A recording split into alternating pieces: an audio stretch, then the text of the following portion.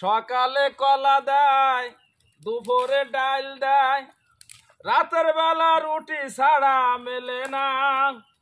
গরম ডিম সেদ্ধ করে কনে দেয় তা কবো না, কবো না। চাচা শুনেছো? কি হয়েছে ভতিজা? কট খাইছে। তালাক খাইছে? না না, জেলে গেছে। জেলে গেছে? সালিশ হইছে? না, জেলে গেছে। জেলে গেছে। কিরা জেলে গেছে? ওই যে তোমার মমতা জাফা। ও আচ্ছা আচ্ছা আচ্ছা আচ্ছা। ওর আবার একটু বদ অভ্যাস, খালি স্বামী চেঞ্জ করে। এ তো আর কার কাছে কব। ওই যে যখন পাওয়ারে ছিল, এর নিবন্ধন বাতিল করছে, ওর নিবন্ধন বাতিল করছে। আবার ওই যে যাহাই বইরা কারেন্ট দিয়ে বেড়াইছে, ওই ভাই এখন শুধু লোডশেডিং আর লোডশেডিং। 2 দিন ধরে আজকে কারেন্ট খালি লোডশেডিং আসছে, লোডশেডিং আসছে। এদিক দিয়ে যে মমতা জাফর জেলে গেছে, জেলে গেল।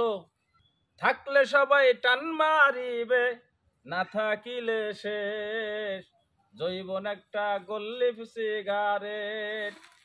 থাকলে সবাই টান মারিবে, না থাকিলে শেষ যৌবন একটা গল্লিফ সিগারেট। এইটা হলো মমতা জাফার ফেভারিট একটা গান। কথাটা বুঝতে পারছো? ওই যে ফাইটে যায়, চিরে যায়, এ সমস্ত গানও তো মমতা জাফা গাইছে নাকি? হ্যাঁ। আবার ওই যে সংসদ হলো একটা পবিত্র জায়গা, পবিত্র জায়গা যায় ও তো আফা গান করেছে। আফা যে এখন জেলে গেল, এ কি সহ্য করা যায়? আফারে আমি অনেকবারই কয়েছি, দে তো একটু ফোন ধরাই দে, কল ধরাই দে। কনে থুইছিস, ঢুকাই দিছিস? এই হ্যালো, মমতা জাফা, তোমারই কল করছি। মমতা জাফা, এই যে এতবার কইলাম যে ক্ষমতা পাইয়া ক্ষমতার অপব্যবহার করতে নাই। এই যে সেই সংসদ একটা পবিত্র জায়গা, পবিত্র স্থান, সেখানে যাও তুমি গান মান কইয়া মানে একটা নান্ডি অবস্থা করে ফেলাইছো। ক্ষমতা তো চিরস্থায়ী না, একজন আসবে একজন যাবে। এই ক্ষমতার জায়গা ক্ষমতাই থাকবে, কিন্তু লোকের পালাবদল হবে।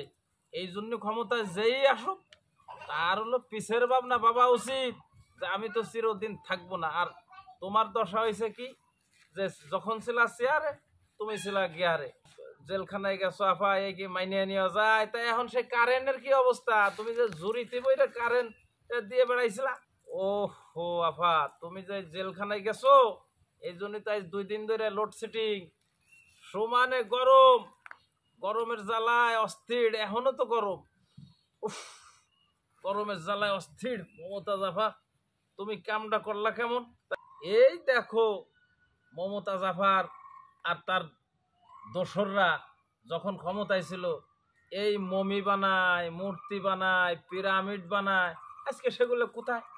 এই যে ওলামাই কিরাম কতবার কয়েছে যে এইগুলি কোরআন হাদিসে নাই, মূর্তি বানানো নাই, অথচ খামাখা কত হাজার হাজার আলিমদেরকে বিনা অপরাধে বিনা অন্যায়তে জেলখানায় ঢুকাইলো, তাদেরকে আয়না ঘরের ভিতরে ঢুকাইলো।